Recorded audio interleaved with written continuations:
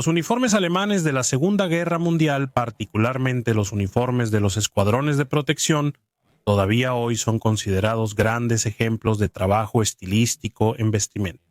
Y mucha gente asocia el origen de esos uniformes a la famosa marca de ropa masculina Hugo Boss, que hasta nuestros días es uno de los grandes líderes en el mercado de lujo para la moda masculina. Hoy vamos a entender cuál fue la relación entre Hugo Boss y los uniformes de los escuadrones de protección. Soy Julio César, profesor e investigador de historia militar en la sala de guerra. Y todos los domingos traemos un video diferente para que aprendas y te diviertas junto con tu familia. Antes de empezar el contenido de hoy, quiero darte el aviso de que estamos a pocos días de nuestra expedición a Italia para celebrar los 80 años de la victoria de la Fuerza Expedicionaria Brasileña, para que conozcas todo el recorrido que hizo la división allá en el Teatro de Operaciones y donde te voy a mostrar y explicar todo sobre la participación de Brasil en la Segunda Guerra Mundial. Si quieres ser parte de nuestra expedición, haz clic en el enlace que está en la descripción y llena el formulario para que nuestros agentes se pongan en contacto contigo y te ofrezcan las mejores condiciones para que puedas realizar ese sueño. Yo seré tu guía y te espero allá. El 8 de julio de 1885 nació el quinto y último hijo de la pareja Luis y Heinrich Boss, dos trabajadores, en realidad, dos emprendedores de la industria textil que vivían en una pequeña ciudad llamada Metzingen, en el sur de Alemania, a pocos kilómetros de Stuttgart. Ese quinto y último bebé de la pareja fue bautizado como Hugo Ferdinand Boss. Por supuesto, el pequeño Hugo creció jugando entre los telares de sus padres y, cuando tenía 18 años, ingresó al ejército alemán, cumpliendo 2 años de servicio militar entre 1903 y 1905. Al salir del servicio militar a los 20 años, sus padres lo enviaron a hacer prácticas en varias grandes empresas del sector textil, particularmente en la ciudad de Constanza, donde Hugo se convirtió en aprendiz en la industria de fabricación de ropa. En esa época, sus padres trabajaban especialmente en la confección de ropa interior femenina, y a los 23 años de edad, en 1908, terminó asumiendo la gerencia del negocio de sus padres. Pero pasan 6 años y en 1914 se desata la Primera Guerra Mundial allá en Europa, y Hugo Boss pronto recibe un aviso de convocatoria para servir en el ejército. Y aunque se sabe muy poco sobre el servicio militar de Hugo Boss en la Primera Guerra Mundial, él va a servir durante todo el conflicto como soldado, terminando la guerra en 1918 con el rango de cabo. Los primeros años de la posguerra en Alemania fueron muy confusos, con la fundación de la República de Weimar, que sucedió al Segundo Reich alemán a partir de 1919.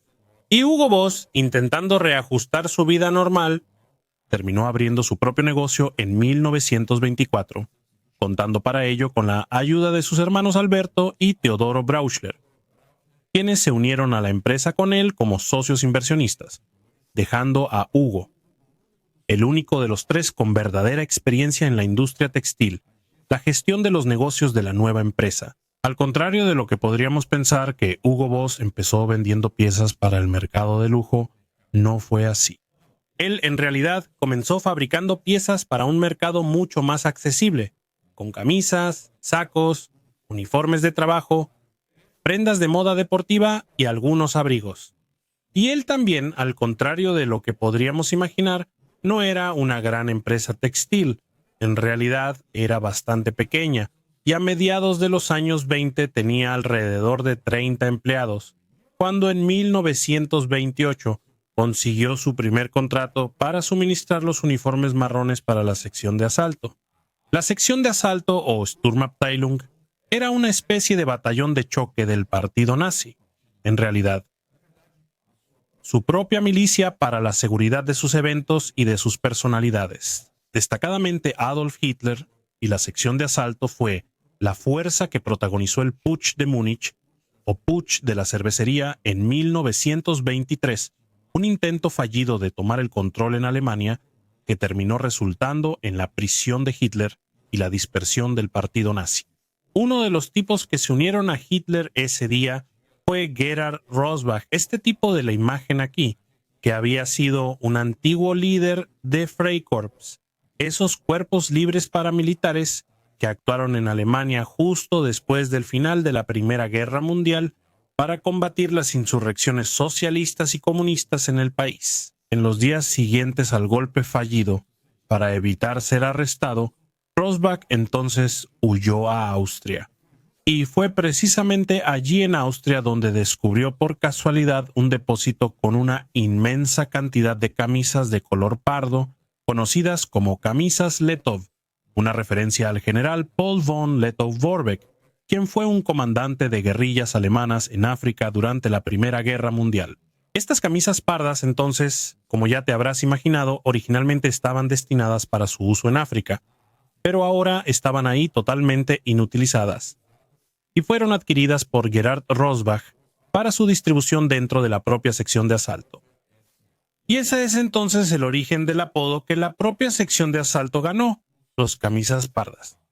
Entonces, como ya dije, en 1928, Hugo Boss obtuvo el primer contrato para fabricar las camisas pardas de la sección de asalto, el nuevo uniforme de la sección de asalto, que surgió después de la liberación de Hitler de la cárcel en 1925.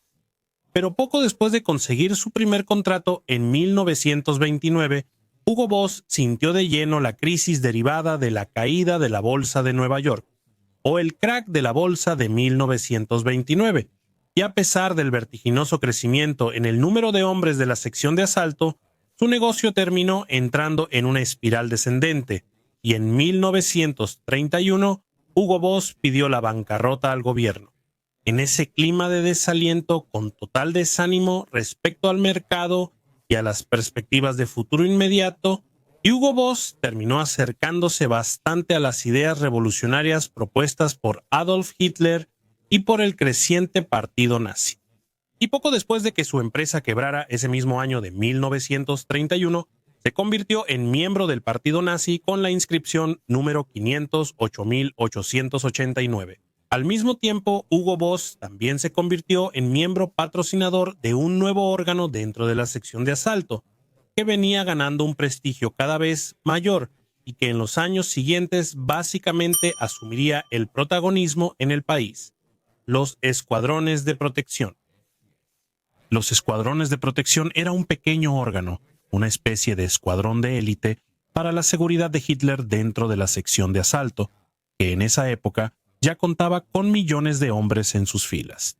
Y en 1929 asumió el liderazgo de los escuadrones de protección este tipo de aquí, Himmler, que probablemente ya conoces y cuya biografía también ya hicimos. Puedes hacer clic aquí y verla justo después de este video. Como puedes ver en esta foto aquí, los primeros uniformes de los escuadrones de protección eran, en realidad, iguales, prácticamente iguales a los uniformes de la sección de asalto. Lo que quiero decir con esto es que el color pardo predominaba en el color de la camisa y también en los pantalones de la unidad.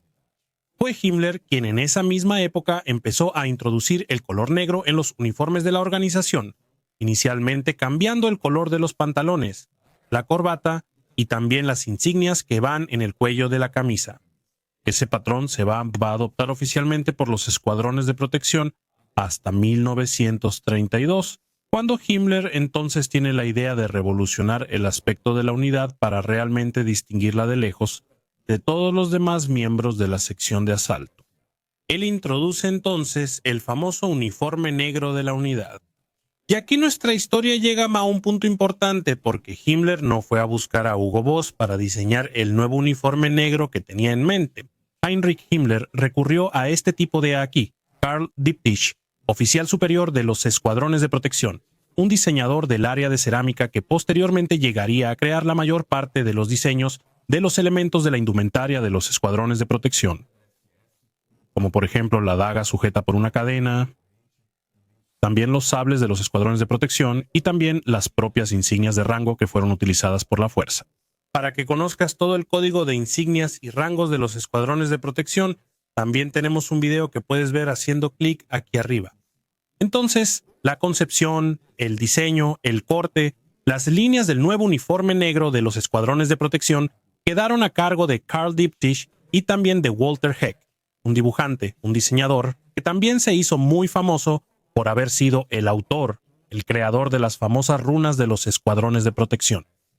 Entonces, a partir de 1932, los escuadrones de protección abandonaron ese look que era bastante parecido al de la sección de asalto, solo cambiando los colores, como mencioné, el color del pantalón, el color de la corbata y también de la gorra que usaban en la cabeza, esa gorra tan característico de la sección de asalto, por este nuevo look, aquí a la izquierda ya con todas las piezas en negro, tanto el pantalón como la chaqueta, también adoptando un tipo de gorra más militarizada, tradicional, relacionada con la forma utilizada por el ejército alemán, pero claro, con colores y simbología diferentes, pero manteniendo el color pardo en la camisa que se usaba debajo de la chaqueta, exactamente para mantener todavía ese elemento histórico de conexión con la sección de asalto.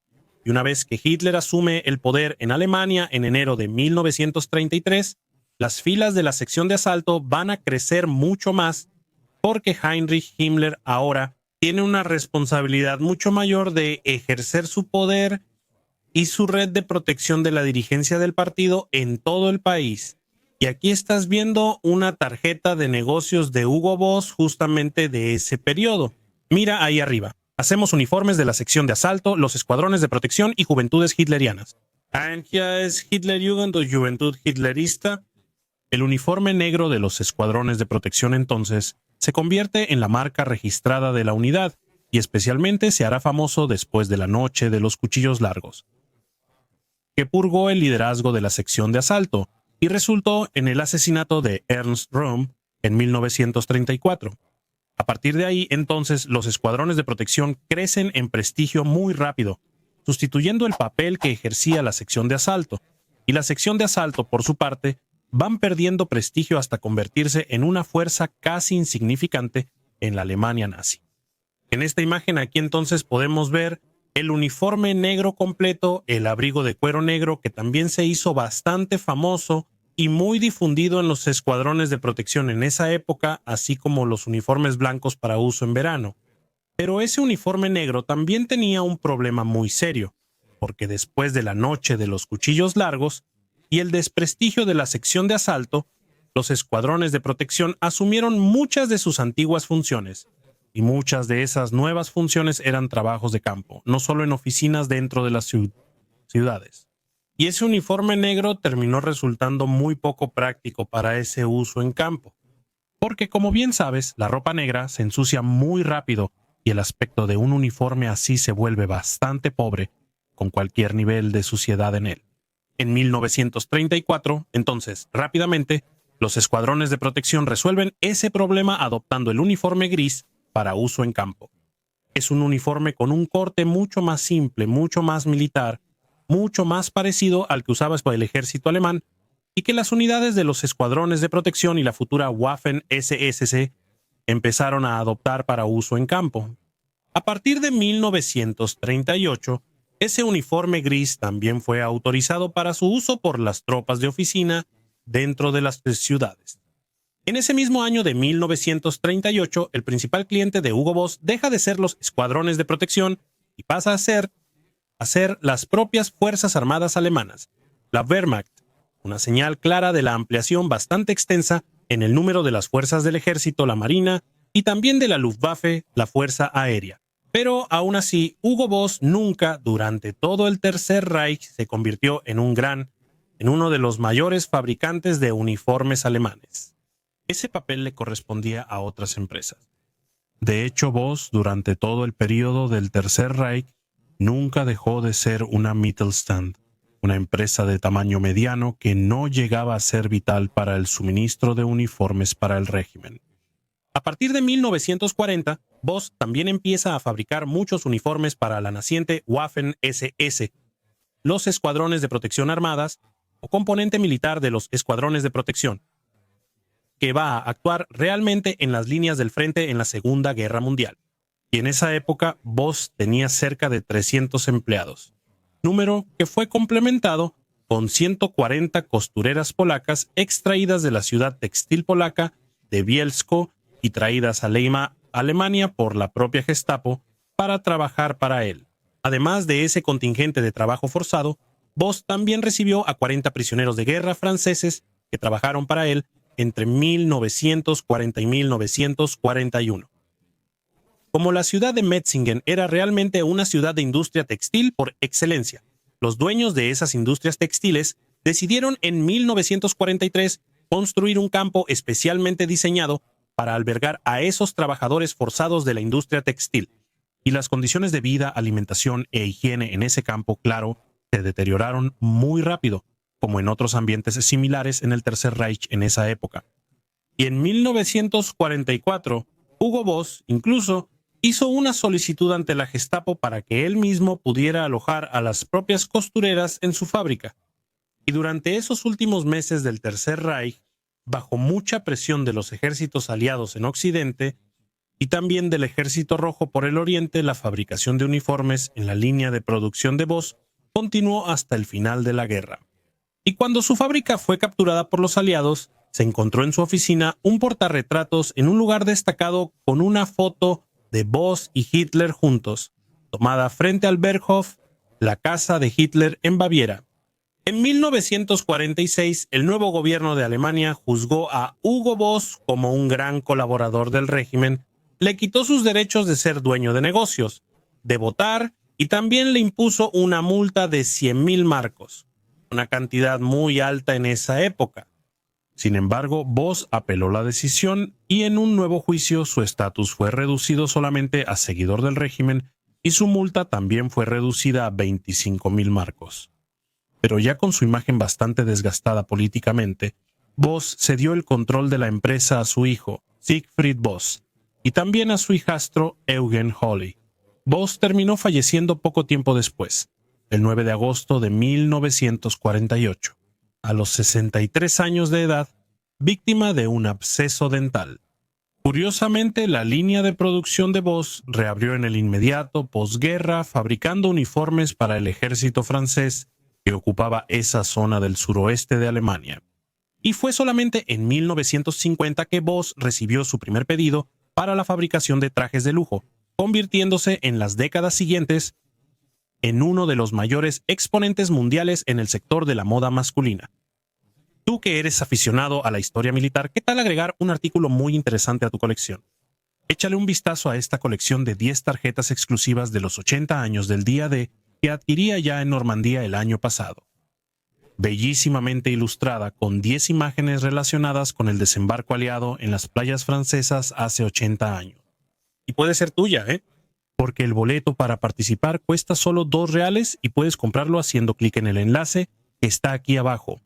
Así que asegura tu boleto y buena suerte. Ahora dime, ¿tú ya conocías la verdadera historia de Hugo Boss y su relación con el Tercer Reich? ¿Te imaginabas que Boss había creado los uniformes negros o ya sabías que él solo los fabricaba? Cuéntanos en los comentarios. Si te gustó el video, compártelo con tus amigos, danos un like y suscríbete a la Sala de Guerra para no perderte nada. Te despido por ahora y te agradezco por tu audiencia. Un abrazo de la Sala de Guerra.